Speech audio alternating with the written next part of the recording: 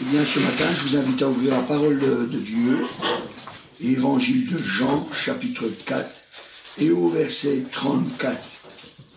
Et il est écrit au verset 34, « Jésus leur dit, ma nourriture est de faire la volonté de celui qui m'a envoyé et d'accomplir son œuvre. » Je répète, Jésus leur dit, « Ma nourriture est de faire la volonté de celui qui m'a envoyé et d'accomplir son œuvre. » Alléluia, gloire au Seigneur. Alors, on regardera un petit peu pourquoi il a dit ça. Mais d'abord, j'aimerais commencer par vous dire que le but du Seigneur Jésus, c'était d'accomplir la volonté du Père. Alléluia. Le but de Jésus, c'était d'accomplir la volonté du Père. Et nous, puisque nous marchons sur le chemin que Jésus nous a tracé, alors nous aussi, notre volonté, elle doit être de faire la volonté du Père. Ça doit être aussi notre désir. Faire la volonté du Père. Alléluia. Le Seigneur Jésus nous a enseigné de cette façon-là, dans Matthieu, au chapitre 6 et au verset 10. Le Seigneur Jésus, quand il a appris aux disciples, en donnant un exemple de prière, alors il leur dira, donc il leur a appris qu'il devait faire la volonté du Père. Dans Matthieu, au chapitre 6 et au verset 10, il est marqué « Que ton règne vienne, que ta volonté soit faite sur la terre comme au ciel. » Alléluia. Alors il lui dit bien « Que ton règne vienne, que ta volonté soit faite sur la terre comme au ciel. » Donc c'est la volonté du Père qui doit être faite.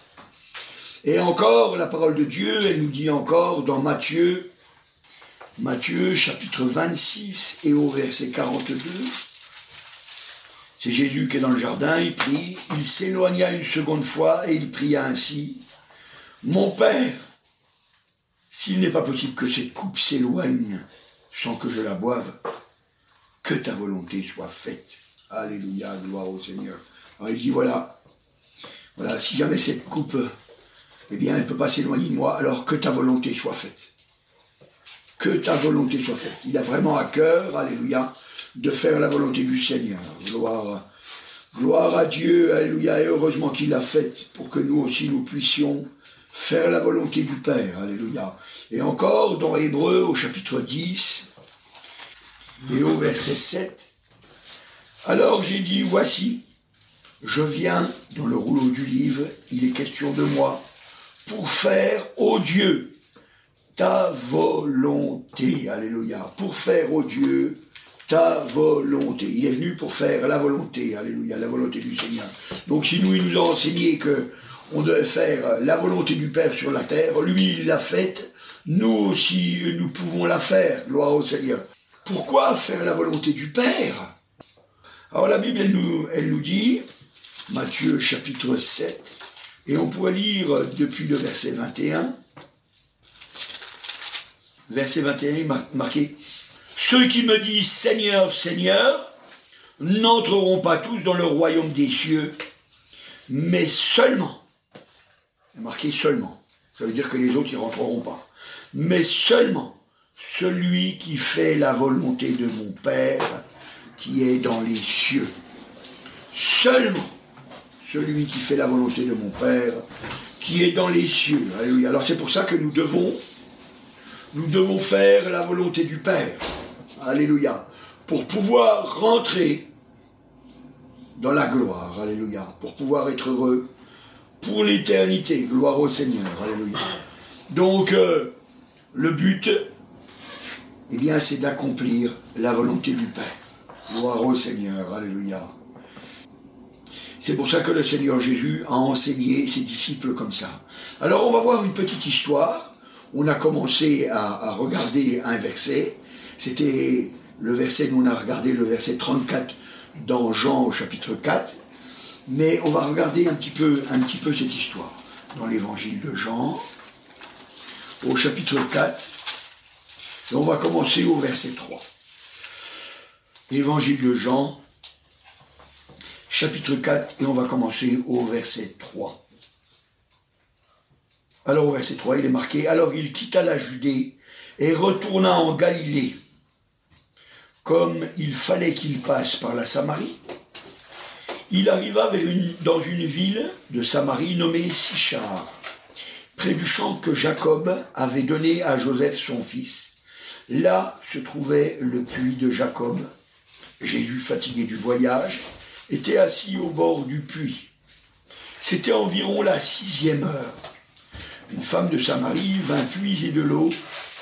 Jésus lui dit, « Donne-moi à boire. » Car ses disciples étaient allés à la ville pour acheter des vivres.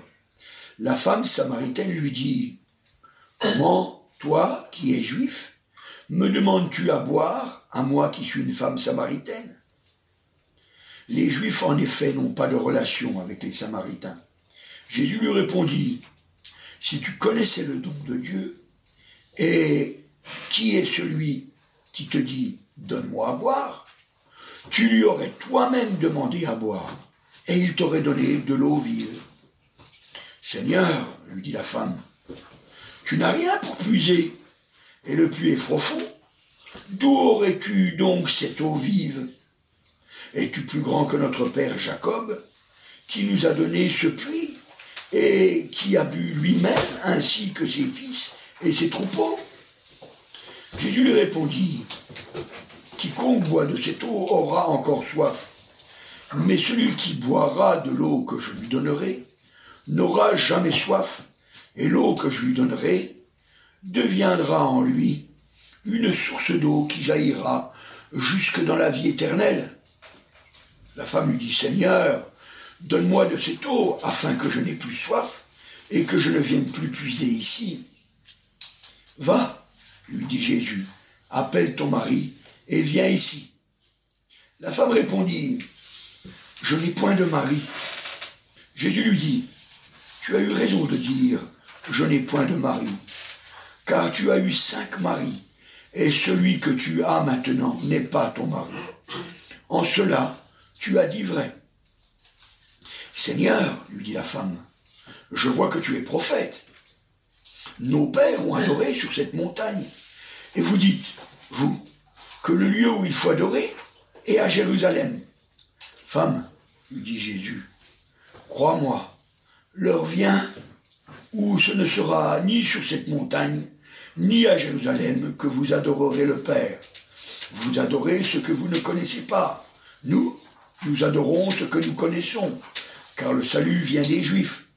Mais l'heure vient, et elle est déjà venue, où les vrais adorateurs adoreront le Père en esprit et en vérité, car ce sont là les adorateurs que demande le Père. Dieu est esprit et il faut que ceux qui l'adorent en esprit et en vérité. La femme lui dit, « Je sais que le Messie qui doit venir, celui qu'on appelle Christ, quand il sera venu, il nous annoncera toutes choses. » Jésus lui dit, « Je le suis, moi qui te parle. » Là-dessus arrivèrent ses disciples, qui furent étonnés de ce qu'il parlait avec une femme. Toutefois, aucun ne dit, « Que demandes-tu ? Ou de quoi parles-tu avec elle ?» Alors la femme, ayant laissé sa cruche, s'en alla dans la ville et dit aux gens, « Venez voir un homme qui m'a dit tout ce que j'ai fait. Ne serait-ce point le Christ ?» Amen. Gloire au Seigneur. Voilà, moi je m'arrêterai là, vous pourrez lire la suite. Voilà, gloire au Seigneur. Alors, qu'est-ce qu'on voit ? Eh bien, on voit que le Seigneur Jésus, il remontait au nord, hein, donc il était parti de la Judée, et il remontait, il allait vers la Galilée. Et entre la Judée et la Galilée, eh bien, il y a la Samarie. Et donc la Bible dit, il fallait qu'il passe par là, c'était son chemin, il fallait qu'il y aille. Et quand il est passé par la Samarie, il était fatigué, et il s'est assis là au bord d'un puits. Et une femme eh bien, une conversation avec Jésus, et cette conversation est quand même assez étonnante. Parce que le Seigneur Jésus, qui demande de l'eau à cette femme, eh bien, lui, il lui dit, au verset 14, il dit, « Mais celui qui boira de l'eau que je lui donnerai n'aura jamais soif. » Alors, il lui dit cette chose-là, alors qu'il venait de demander de l'eau, mais il lui dit, bah tu vois, moi, je t'ai demandé de l'eau. Mais si jamais c'était toi qui m'en avais demandé, ben moi je te l'aurais demandé. Alors c'est une grande interrogation. C'est une grande interrogation parce que cette femme, elle ne comprend pas. Elle ne comprend pas. Elle est là, cet endroit-là.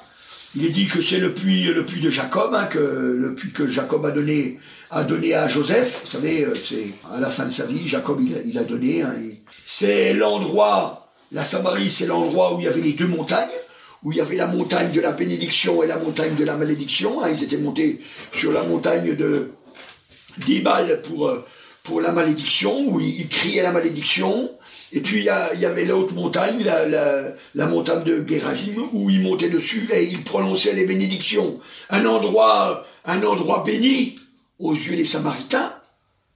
Un endroit béni aux yeux des Samaritains. Mais cette femme, quand même, elle est quand même dans ses problèmes, dans ses malheurs, dans tous ses soucis, puisqu'elle vient puiser de l'eau. Il est dit à la 6e heure, c'est midi, c'est pas le moment où on va puiser de l'eau parce qu'il fait très chaud. Normalement, on allait puiser plutôt de l'eau le soir. Mais elle vient.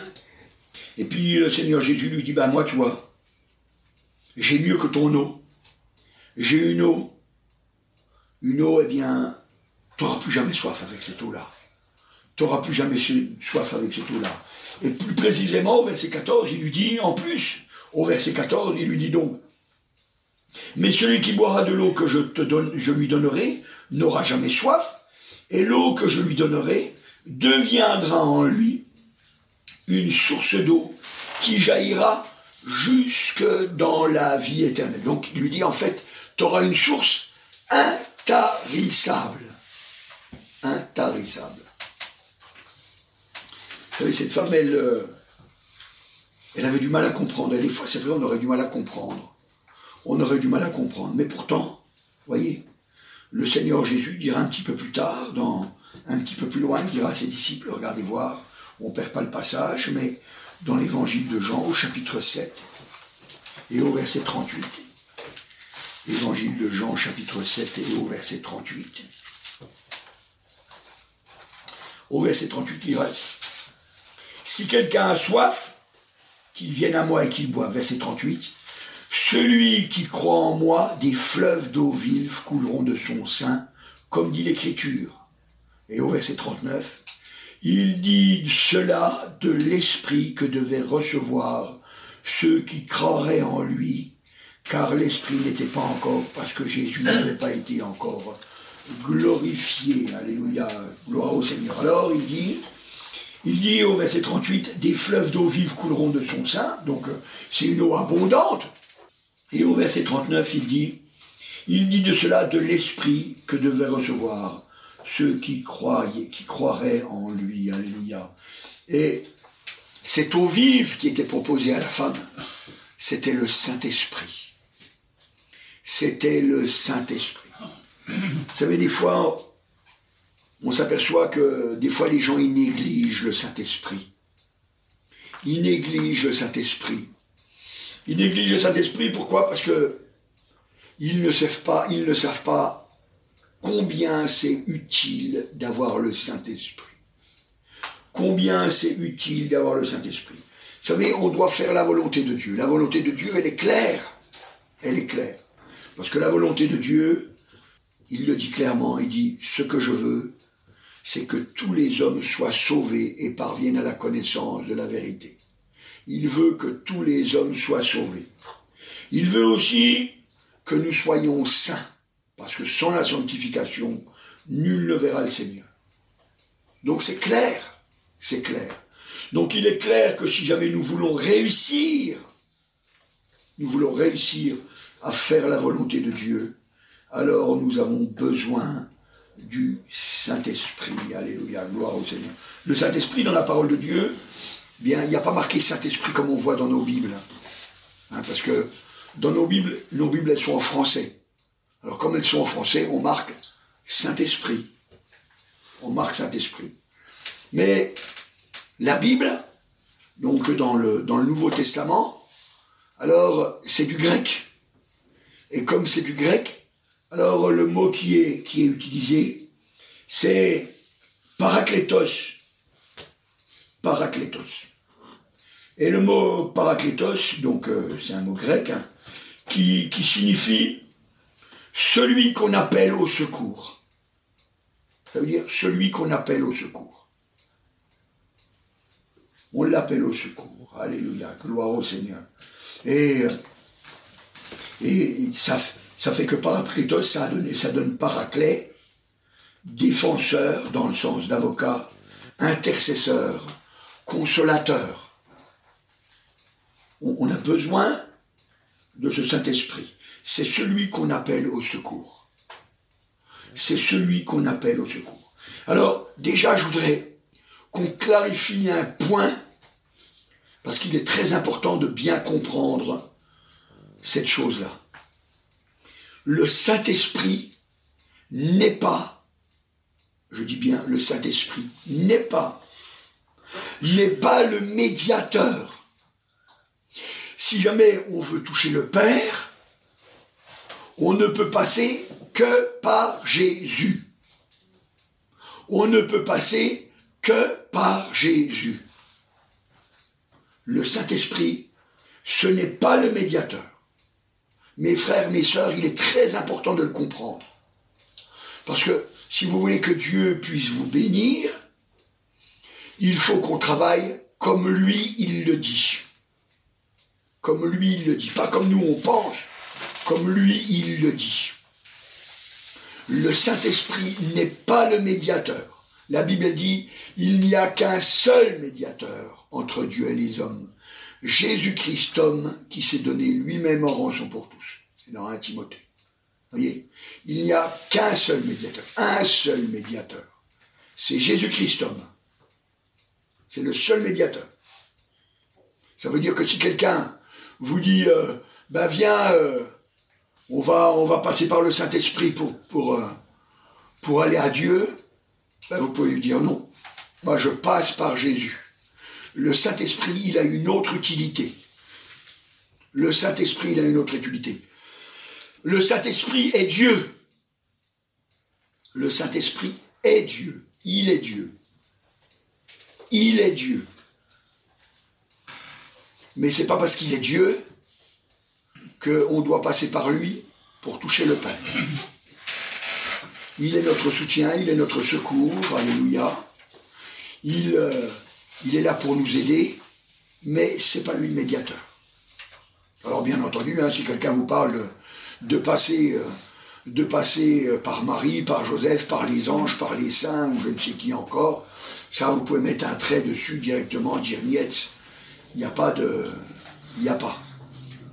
Alors, je voudrais aussi préciser une chose, c'est pas parce que le Saint-Esprit est Dieu que ça fait Dieu le Saint-Esprit, Dieu le Père et Dieu le Fils, comme s'il y avait trois dieux. Il n'y a pas trois dieux. Il n'y en a que un et un seul seulement. Un et un seul seulement.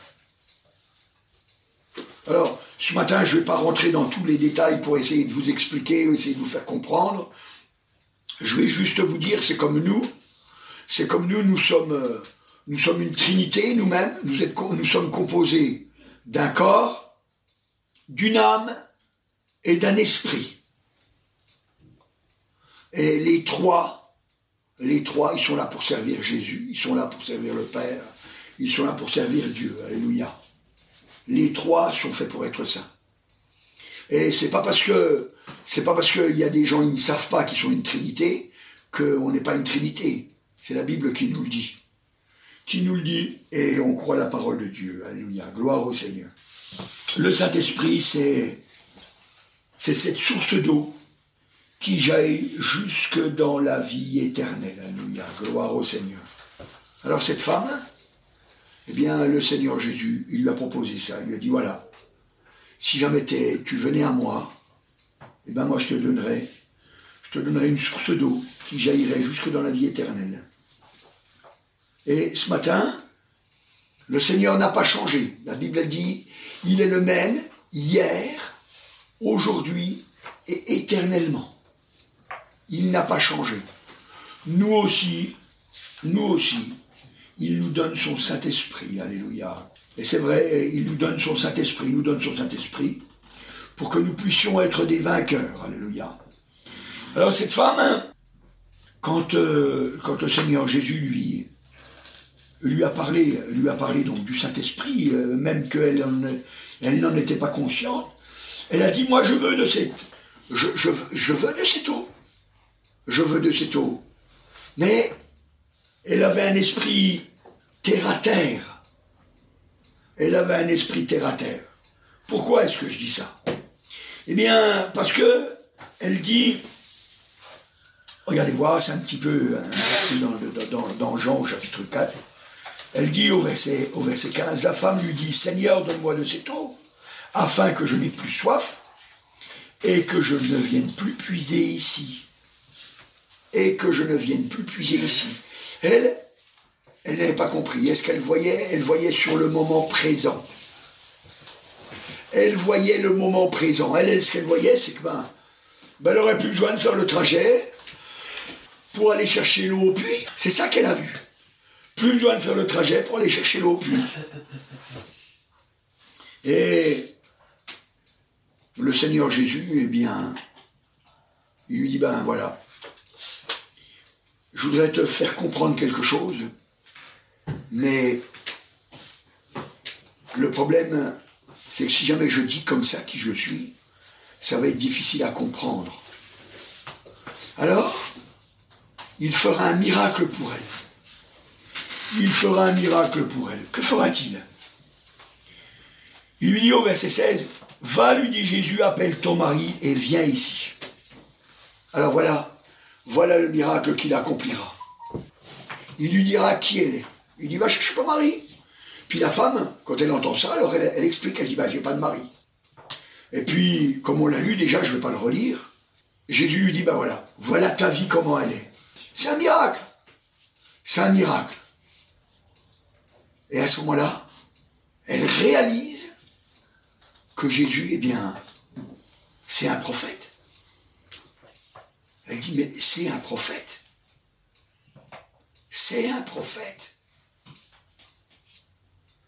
Et là, ça l'étonne. Alors elle commence à le regarder différemment. Vous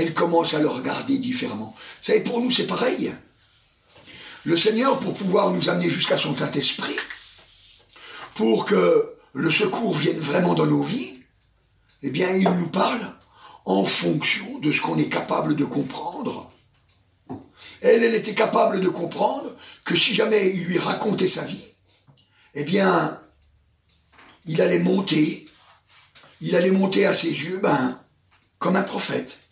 Il va dire, il est capable de dire ma vie. Ça doit être un prophète. Et vous savez, des fois, nous, c'est pareil. Le Seigneur, il va faire un miracle pour nous. Alors, des fois, ça va être un miracle de pas grand-chose, mais ce sera un miracle qui sera suffisamment important pour nous, pour qu'on change.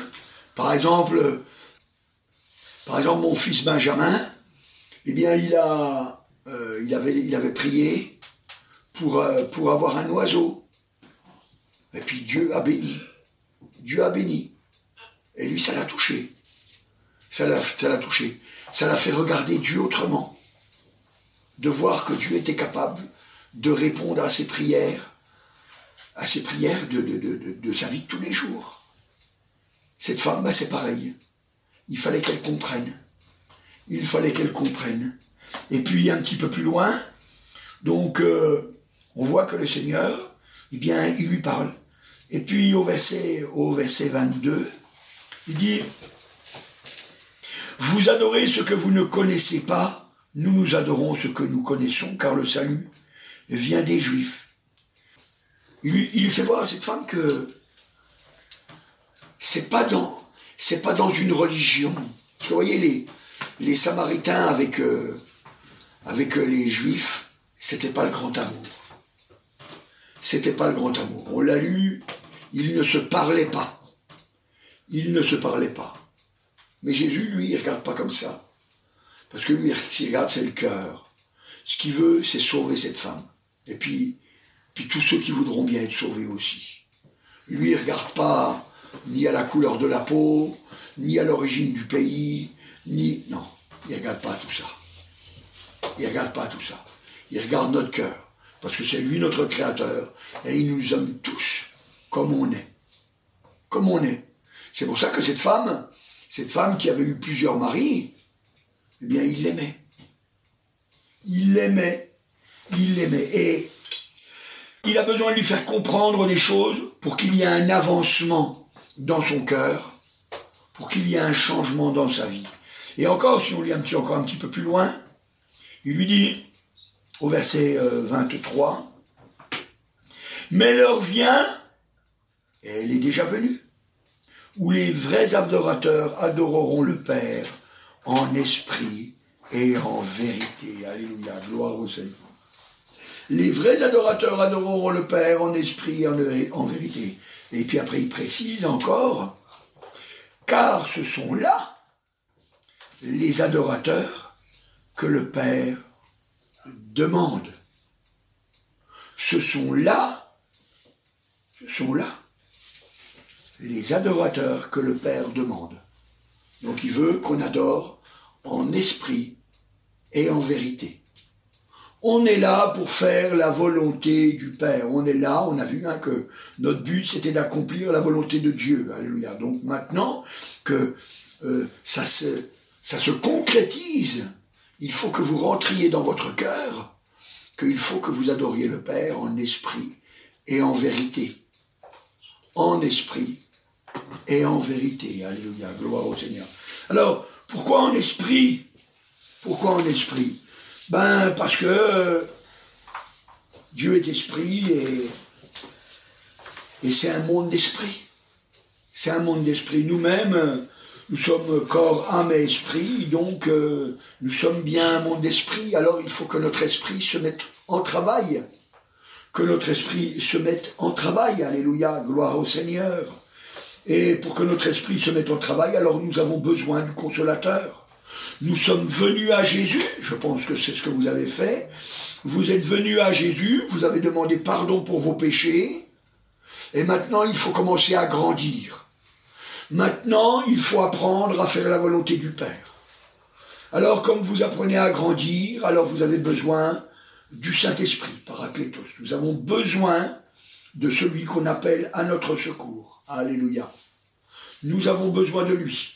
Pour qu'il nous aide, pour qu'il nous enseigne, pour qu'il nous fasse grandir, alléluia, pour qu'il nous montre la volonté du Père, pour qu'il intercède pour nous. Vous savez, parce que la Bible a dit, il intercède lui-même pour nous.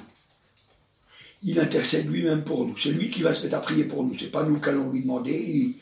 Lui, il va le faire pour nous. Il va le faire pour nous. C'est important quand même de savoir toutes ces choses-là. Gloire au Seigneur. Alléluia. Et pourquoi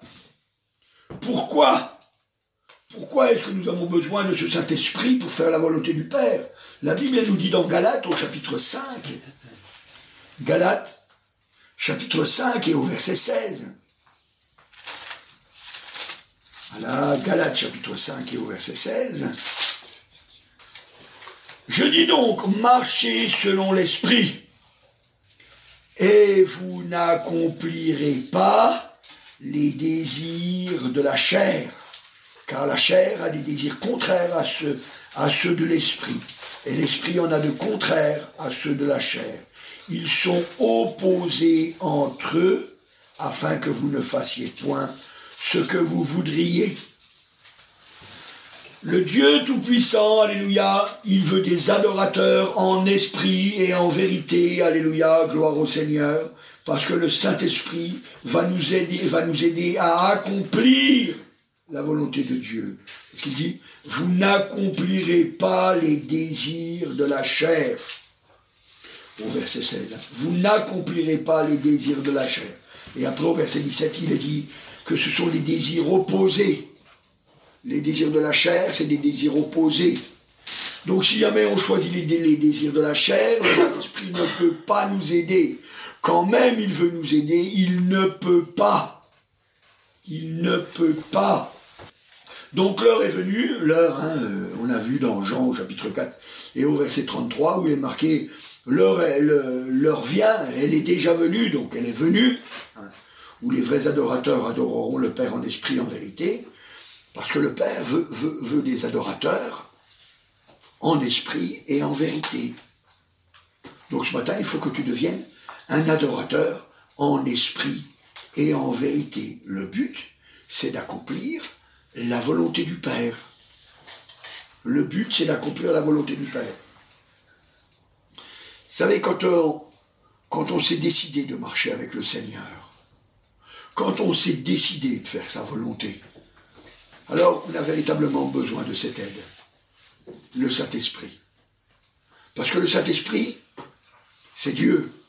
Donc il connaît les désirs du Père. Donc il va vraiment nous aider. Il va vraiment nous aider. Et c'est pour ça qu'on doit se laisser conduire par lui. Et quand on se laisse conduire par lui, eh bien, il peut nous donner des dons. Il peut nous donner des dons. Et la Bible, elle nous dit dans 1 Corinthiens, au chapitre 13, au verset 1, il dit « Quand je parlerai les langues des hommes et des anges, si je n'ai pas l'amour, je suis un airain qui résonne, une cymbale qui retentit. » Alors il dit « Quand je parlerai les langues des hommes et des anges. » Donc la langue des hommes, on sait ce que c'est, l'anglais, l'italien, l'arabe, le français, le turc, enfin voilà, ça c'est les langues des hommes. Et puis, il dit, je peux parler aussi la langue des anges. Mais il dit, même si jamais je parlais toutes ces langues, donc en fait, il dit, si jamais tu as reçu un don, parce que c'est ça que ça veut dire, si tu as reçu un don, si jamais tu n'as pas d'amour, alors ça ne sert à rien. Ça ne sert à rien. Donc ça veut dire que nous avons besoin de l'amour. La Bible, elle nous dit, Dieu est amour. Dieu est amour. Donc ça veut dire que c'est Dieu que nous avons besoin. Nous avons besoin de lui.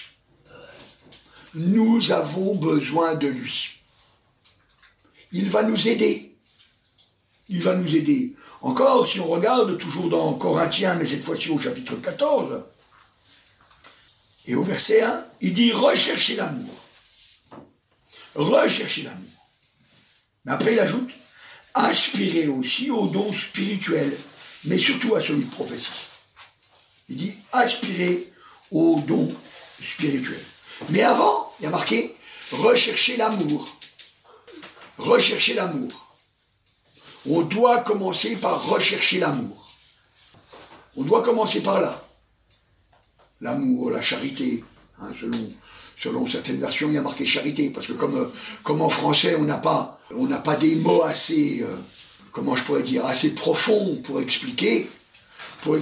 Alors selon les versions, on va se retrouver avec différents mots, le mot amour, le mot charité, parce que vous savez, comme on peut aimer notre chien, on peut aimer notre femme, on peut aimer le ski, on peut aimer une glace, c'est toujours le même mot qui est utilisé.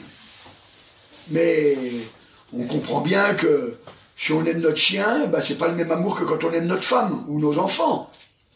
Quand on aime une glace, c'est pas le même amour que quand on aime faire la sieste. C'est pas du tout la même chose. Donc c'est pour ça que nous, on doit comprendre, on doit commencer par avoir de l'amour. Et l'amour, c'est Dieu. L'amour, c'est Dieu. Dieu est amour. Alléluia. Dieu est amour. Et cet amour, c'est un amour qui se donne. C'est un amour qui se donne. C'est pour ça qu'il est précisé, aspirez aussi aux dons spirituels, mais surtout, à celui de prophétie. Surtout à celui de prophétie. Pourquoi? Alors on va lire un petit peu plus loin. Verset 2. En effet, celui qui parle en langue ne parle pas aux hommes, mais à Dieu, car personne ne le comprend, et c'est en esprit qu'il dit des mystères. Celui qui prophétise, au contraire, parle aux hommes, les édifie, les exhorte, les console. Celui qui parle en langue s'édifie lui-même. Celui qui prophétise édifie l'Église. Parce que celui qui parle en langue, il s'édifie lui-même. C'est bien, parce qu'il faut d'abord grandir nous-mêmes. Si jamais on veut pouvoir encourager les autres, il faut qu'on grandisse nous-mêmes. Il faut qu'on grandisse nous-mêmes. Mais une fois qu'on a grandi, il faut qu'on demande au Seigneur de nous donner le don d'interprétation pour que ce soit un encouragement pour l'Église.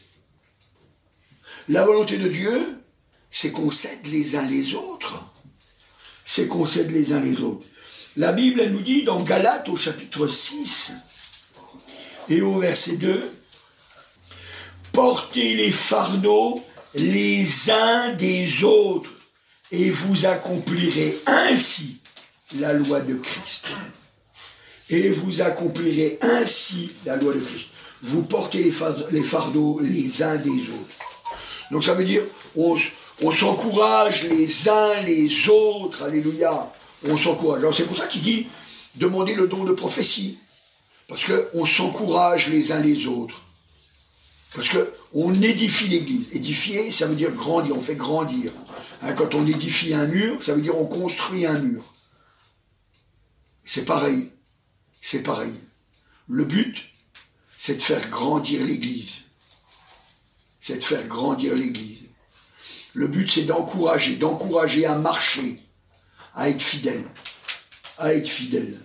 Alors, vous voyez, c'est ce que le Seigneur Jésus il a fait. Si on revient dans notre passage, dans Jean, évangile de Jean, au chapitre 4, c'est ce qu'il a fait. Il a commencé à encourager cette femme. Il lui a parlé de ce qu'elle pouvait avoir une eau qui jaillirait jusque dans la vie éternelle, hein. Une eau, elle aurait plus besoin, elle aurait plus soif. Et puis après, il a commencé à faire un miracle pour elle, pour que son cœur puisse être touché et qu'elle le reconnaisse. Elle dit, ah, ça c'est un homme de Dieu. C'est un homme de Dieu. En l'occurrence, elle dira, c'est un prophète. C'est un prophète. Mais Jésus est beaucoup plus qu'un prophète. Jésus est beaucoup plus qu'un prophète. Jésus est le sauveur du monde. Jésus est le sauveur du monde. Alors comme il est le sauveur du monde, il faut qu'elle le sache. Il faut qu'elle le sache. Alors au verset 24 et 25, il est marqué « Dieu est esprit, et il faut que ceux qui l'adorent en esprit et en vérité. » La femme lui dit « Je sais que le Messie doit venir, celui qu'on appelle Christ. Quand il sera venu, il nous annoncera toutes choses. » Jésus lui dit « Je le suis, moi qui te parle. » Là, il lui révèle sa personne. Il lui révèle sa personne. Vous savez, nous, il a fait pareil le Seigneur. Il s'est révélé à nous. Si tu es sauvé ce matin, ça veut dire que le Seigneur s'est révélé à toi. Et si le Seigneur ne s'est pas révélé à toi, alors ce matin, il faut que tu te présentes devant le Seigneur.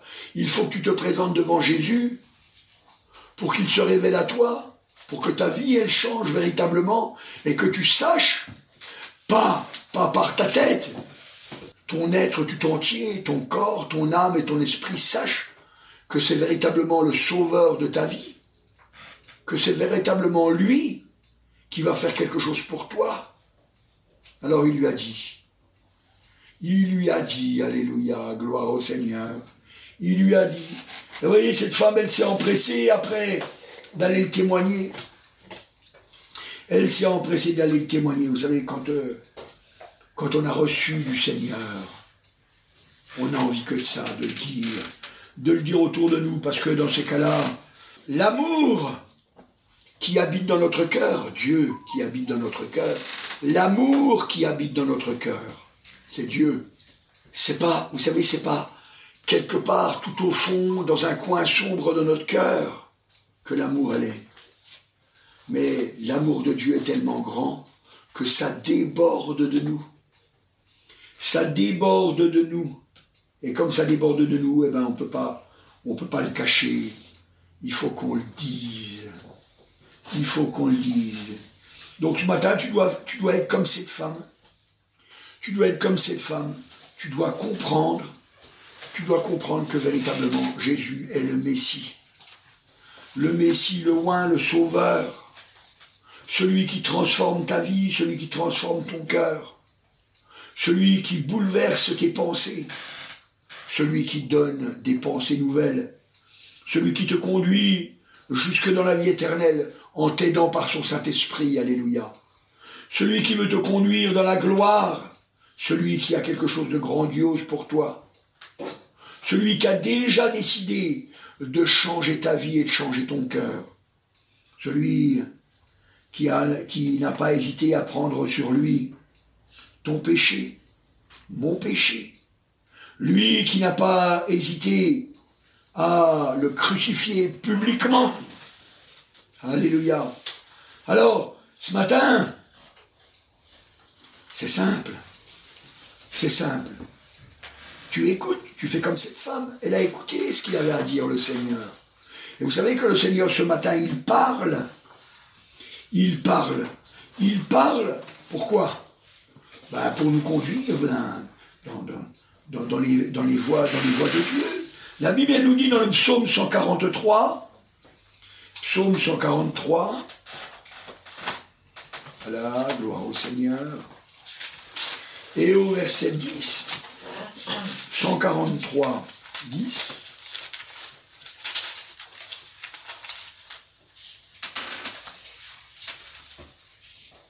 il est écrit: enseigne-moi à faire ta volonté, car tu es mon Dieu.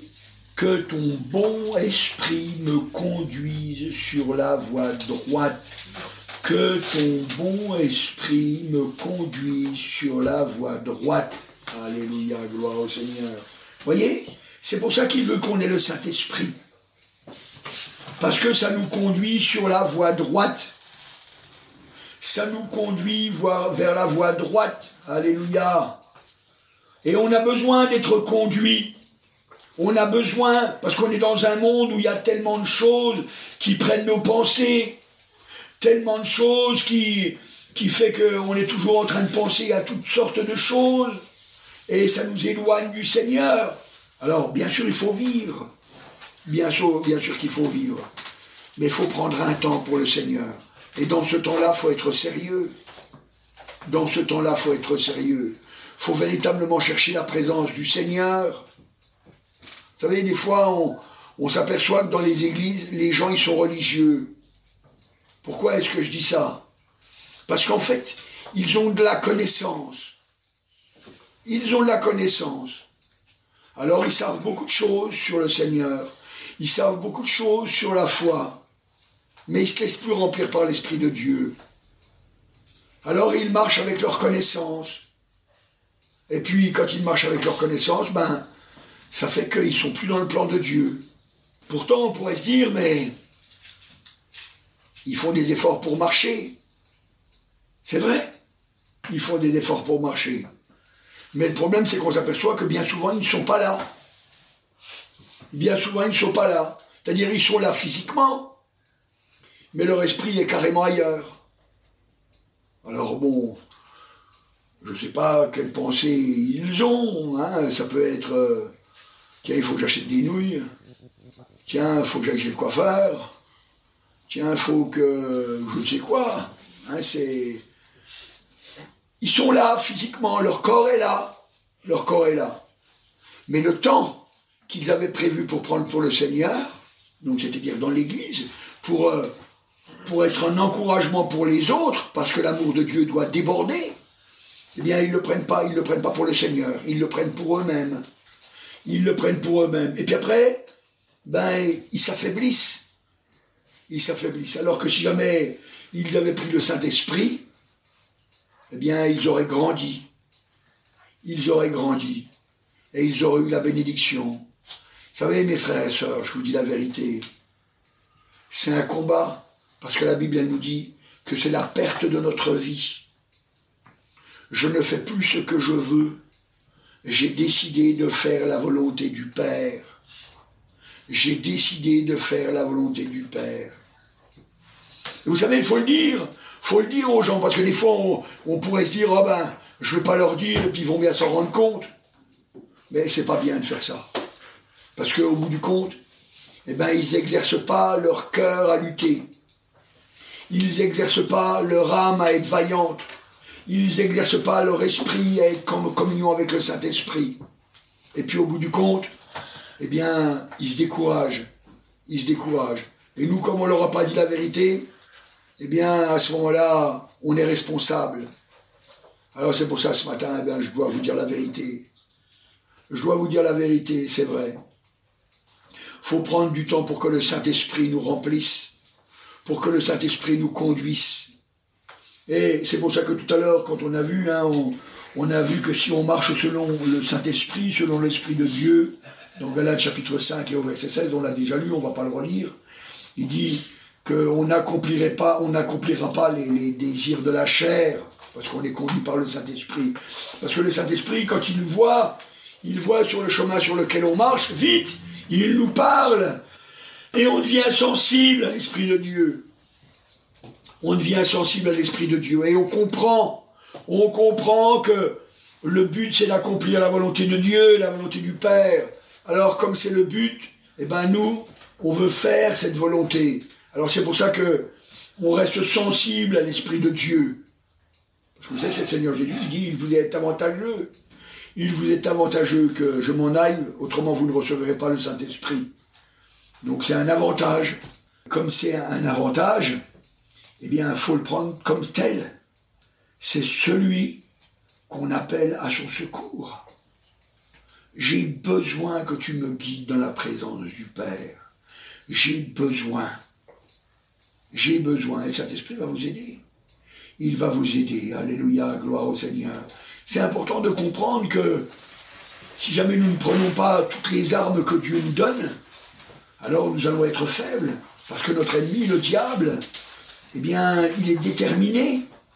La Bible, elle dit, nous n'ignorons pas ses desseins. Ça veut dire, on sait ce qu'il va faire. Le but, c'est de nous perdre. Le but, c'est de nous perdre.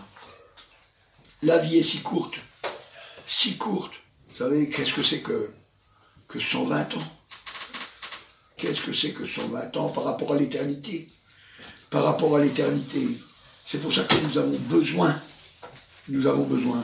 Et de la même façon que cette femme, elle était venue pour chercher de l'eau, de la terre, quoi. Elle est repartie en sachant qu'elle pouvait recevoir l'eau du ciel. Et vous savez, bien souvent, les gens, c'est comme ça. Ils viennent à l'église en espérant recevoir quelque chose de la terre. Il y en a, ils viennent pour une bénédiction. Il y en a, ils viennent pour une guérison. Il y en a, ils viennent pour un travail. Il y en a, ils viennent pour plein de choses. Et puis, une fois qu'ils ont entendu le message de l'Évangile, et bien à ce moment-là, ils comprennent qu'ils peuvent recevoir plus. Ils peuvent recevoir plus.